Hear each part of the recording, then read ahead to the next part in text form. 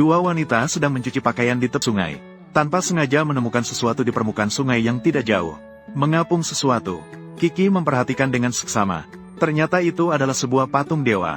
Kiki yang berhati mulia mengesampingkan keselamatan diri. Segera saja ia mengangkatnya. Dan saat diangkat dan dilihat, ia baru menyadari bahwa itu adalah dewa kekayaan. Sahabat Kiki berkata di samping, tindakan yang baru saja ia lakukan sangat berbahaya.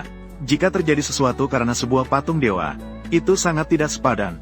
Namun Kiki tidak menghiraukannya. Ia merasa dirinya memiliki ikatan khusus dengan dewa kekayaan. Jadi, tanpa menghiraukan halangan, ia membawa dewa kekayaan pulang untuk disembah. Tanpa disadari, karena tindakan ini mengubah nasibnya. Ternyata 3 hari yang lalu, Kiki pergi bekerja sambil membawa beban. Tidak pernah terpikir, di tengah jalan tiba-tiba muncul seorang perampok bertopeng, menghalanginya, mengancamnya untuk menyerahkan barang berharga yang ada padanya. Baru kemudian membiarkannya pergi.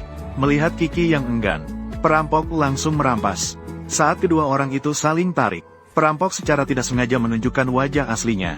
Dia takut Kiki akan melapor setelahnya. Maka dia segera mengeluarkan dari pinggangnya sebuah pisau pendek sepanjang 3 meter. Memutuskan untuk sekalian saja. Saat perampok hendak menyerang, sebuah cahaya emas melesat menuju perampok, yang membuatnya terjatuh dengan keras ke tanah. Ternyata itu adalah dewa kekayaan yang menunjukkan kekuatannya.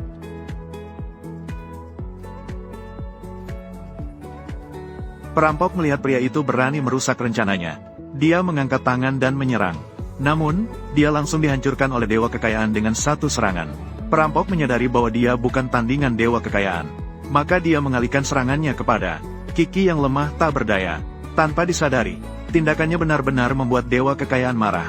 Maka dewa kekayaan mengeluarkan 10% kekuatannya, yang membuat perampok terlempar puluhan meter. Siapa sangka, serangan ini tidak hanya menjatuhkan perampok, juga membelah tanah dan menciptakan celah. Dengan gempa bumi dahsyat, perampok itu segera saja ditelan oleh celah tanah. Tanpa disadari dewa kekayaan juga akan membayar harga yang menyakitkan untuk itu. Setelah tanah kembali tenang, Kiki baru perlahan-lahan sadar.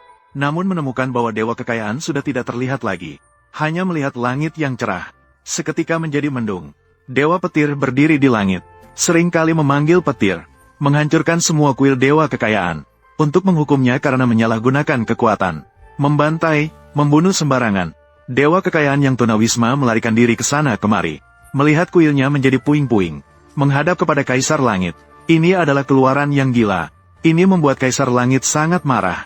Langsung menyegel tubuh emasnya di dalam patung. Kemudian melemparkannya ke dalam arus sungai yang deras. Mengembara ke sana kemari. Kebetulan sekali, pada hari itu, kebetulan sekali, Kiki yang sedang mencuci pakaian menemukannya. Dan mengangkatnya ke atas. Memutuskan untuk membawa Kiki pulang dan menghormatinya dengan baik. Dewa kekayaan melihat orang yang telah diselamatkannya. Begitu baik hati.